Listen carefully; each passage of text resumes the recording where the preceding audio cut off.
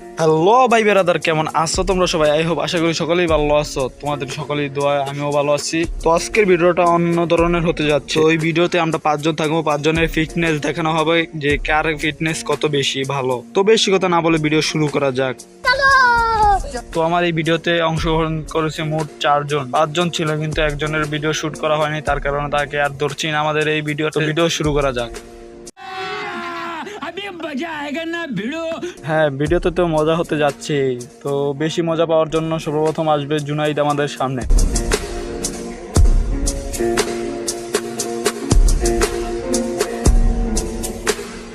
তো দেখতেই তো পারলেন জুনাইদ আমাদের সামনে তার বডি শো করালো। তো এবার আসবো আমি নিজে।